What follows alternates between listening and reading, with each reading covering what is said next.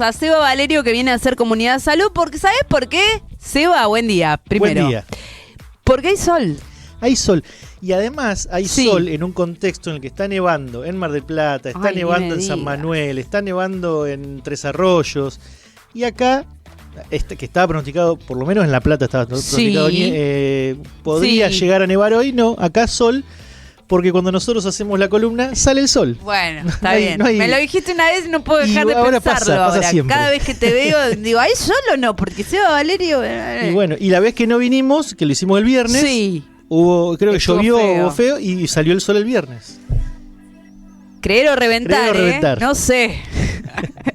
La ciencia, ¿dónde está la ciencia? Y ahora Bueno, vamos, está bien. ahora vamos a hablar con la ciencia. Ah, bueno, mejor entonces. Porque estamos en comunicación, ahora la vamos a saludar con Magdalena Biota, que es escritora, poeta, traductora, doctora en Ciencias Sociales y Humanas por la Universidad de Quilmes. Ella trabaja acá en nuestra universidad, es docente investigadora.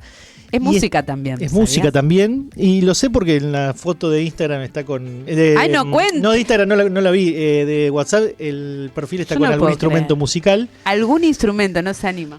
Así que vamos a darle la bienvenida. Muy buenos días, Magdalena, ¿cómo andás? Hola, ¿cómo andan? Bien. Yo estoy más del lado del creer que del reventar Muy de la bien, ciencia. Bien, así vamos. Entonces, nosotros Así que- somos los que traemos el sol. Sí. Perfecto. Así es. Bueno, vamos a hablar con Magdalena porque es parte de la organización de una charla que va a juntar a profesionales para hablar un poco acerca de las neurociencias, la creatividad y Jorge Luis Borges. ¿Estamos Así presentándolo bien, Magdalena? Sí. La idea es integrar las distintas disciplinas. Lo venimos haciendo desde la Unidad Ejecutora de Estudios en Neurociencias y Sistemas Complejos desde el 2018 que estoy, e incluso antes también, en el 2016 que se creó la unidad. Es una de sus objetivos constitutivos de esta unidad. Saben que es una unidad que depende del CONICET, pero también del hospital y de la universidad. Y en esta dimensión de integrar los espacios, digamos, de la clínica médica, la investigación científica y la docencia universitaria, se propone a sí misma como un espacio de construcción de conocimientos, de divulgación. Entonces, todos los años organizamos alguna charla dirigida, alguna o varias, pero bueno, siempre tenemos alguna, digamos, bastante principal a la que le ponemos mucha energía porque nos interesa llegar a distintos públicos. Y Bien. puntualmente esta charla está dirigida también a escuelas secundarias, al ciclo superior de escuelas secundarias. Muy bien. ¿Y cuál es? Porque hasta ahora no, hay como que me falta integrar algo. ¿Cuál es la relación neurociencia? Creatividad lo Borges, veo, creatividad claro. Borges lo veo. ¿Cómo sería esto de la neurociencia con Borges? ¿Desde dónde se lo aborda? Claro. Como que tengo un blanco que me encantaría que Sí. que lo expliques. No, es que en realidad es una dificultad y la dificultad puntualmente está en caer en reduccionismos, ¿no? Muchas veces cuando queremos pensar en fenómenos como puede ser un escritor, ¿no? La obra de un escritor, su aporte al acervo literario de una lengua, digamos, de una cultura, cuando se quiere pensar esa producción desde conceptos más neurocientíficos, muchas veces se cae en reduccionismos o no sé, como así, medio sesgado de, bueno, el cerebro funciona así, entonces esta obra es asá. Y por eso es importante construir espacios donde realmente haya diálogo entre las disciplinas, porque ustedes saben que las disciplinas humanas y las de las ciencias, bueno, como en este caso las biológicas, tienen distintas tradiciones y en esas tradiciones construyen distintos modos de construir, digamos, a ver, para decirlo fácil, de explicar los objetos que describen. Entonces, lo que es súper valioso, digamos, de estos espacios es que se convoca a especialistas que son investigadores que vienen desarrollando una carrera académica en las dos áreas, digamos, en las áreas de ciencias más duras, por decirlo de algún modo, Claro. y bueno, en este caso el doctor Lucas Adurno-Vile, que es el que va a acompañar a la doctora Vendersky, viene estudiando y desarrolla sus estudios en la obra de Jorge Luis Borges, es doctor en letras y tiene todo el bagaje para entender la producción del autor desde las ciencias humanas. ¿Y quién eligió y por qué eligieron a Borges? ¿Lo eligió él? ¿Lo eligieron a ustedes y por eso lo convocaron a él? ¿Y cómo...? Nada, eso, ¿cómo...? Así, en realidad, hace poco salió una nota sobre el Indio Solari, no es solamente Borges de lo que hablamos, digamos, Bien. pero puntualmente surgió la idea de hablar sobre Borges porque es una hipótesis que están trabajando específicamente en este grupo entre la doctora Mariana Vendersky, que es neuroanatomista, eso quiere decir que estudia las funciones, cuáles son las redes que despliega el cerebro para ejecutar determinadas funciones. Trabaja con imágenes de resonancia magnética funcional y hace estudios sobre el lenguaje. También salió no sé si el año pasado, un artículo de divulgación sobre cómo entendemos el lenguaje indirecto o las frases sarcásticas o las ironías.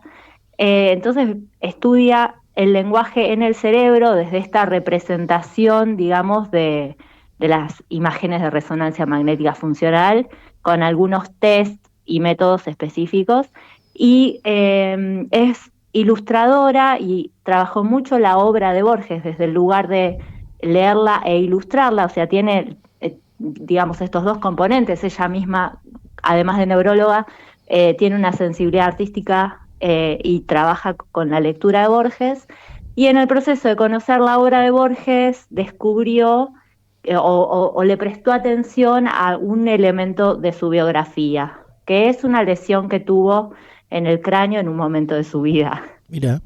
Y entonces se preguntó si esa lesión podría haber influido en la obra, en la producción, en su forma de crear. Exacto. Bueno, esta lesión se produjo en un momento que, bueno, es conocido. Hay un Borges pre-1930, un Borges post-1930. Eso es algo que sabíamos desde siempre. Bueno, yo iba a la universidad y se estudiaba al otro Borges, y Borges mismo ficcionaliza este diálogo con sí mismo pre-1930, y es muy interesante eso. Y ella le da una explicación neuroanatómica que se va a contrastar con lo que pueda llegar a aportar Lucas Adurno-Vile, que es el especialista en la obra de Borges. Muy bueno, muy bien, Magdalena. Recordemos en el medio, antes de seguir, que la charla es el 14 de julio a las 15 horas, acá en el auditorio de la Universidad Nacional Arturo Jaureche. Sí. Y vos decías que esto también, porque es un poco complejo, digamos, pero está dirigido, sin embargo, a estudiantes secundarios. Sí, porque es complejo, pero al mismo tiempo son los mismos contenidos que se trabajan en la currícula de nivel medio. Pensar en la lectura de textos literarios que se pueden trabajar en literatura, y las cuestiones, digamos, biológicas del funcionamiento del cuerpo humano que se estudian en ciencias biológicas.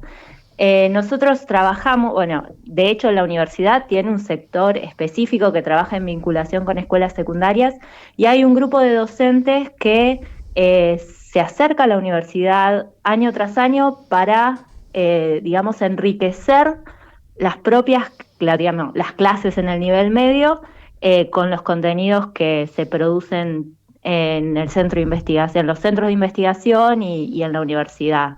Y es también salir un poco, de esto también habla, cómo la creatividad no es algo inherente solo para la figura Jorge Luis Borges consagrada.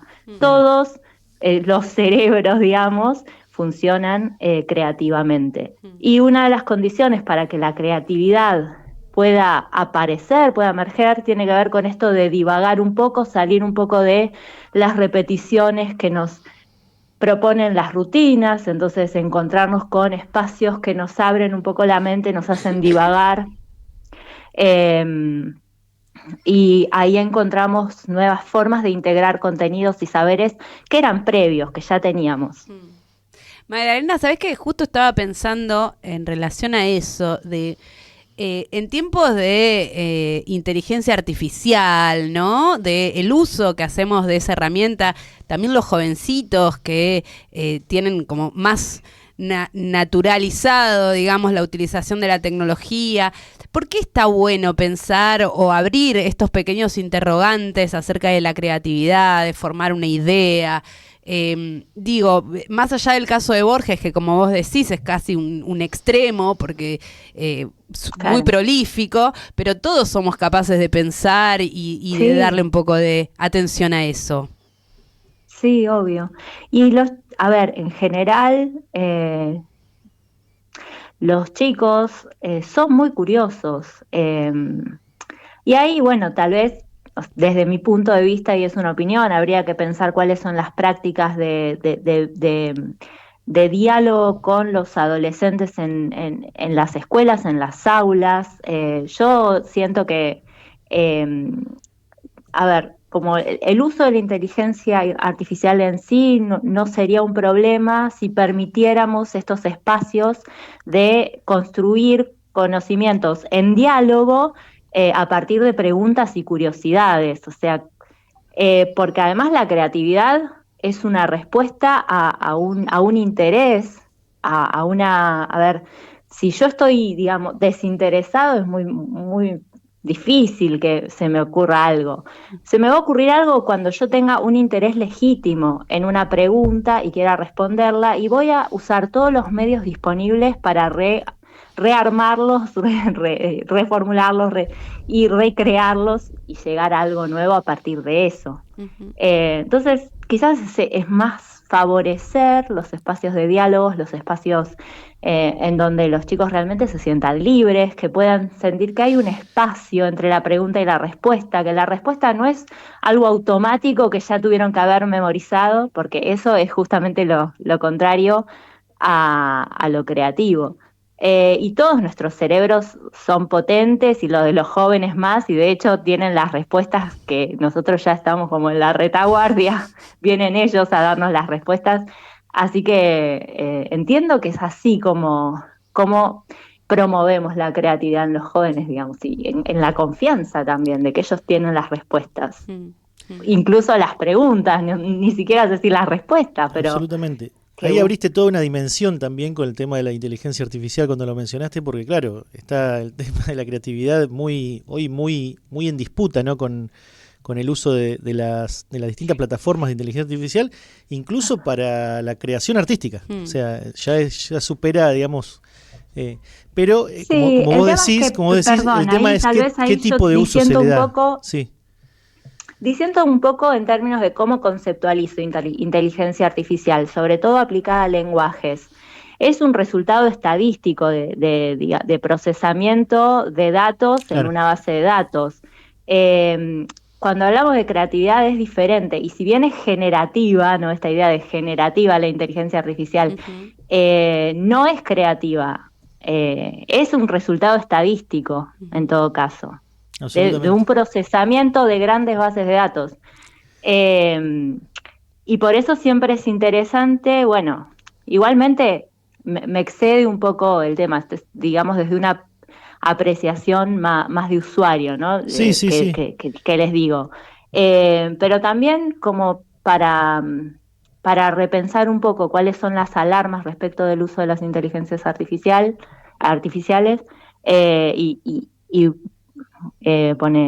pongámosle que volvernos un poco más honestos de que están en todos lados. ¿Sí? No estamos exentos de inteligencia, no sé, incluso hasta en las disposiciones de las ciudades, las entidades gubernamentales están apelando todo el tiempo a estos dispositivos. Sí, tal cual.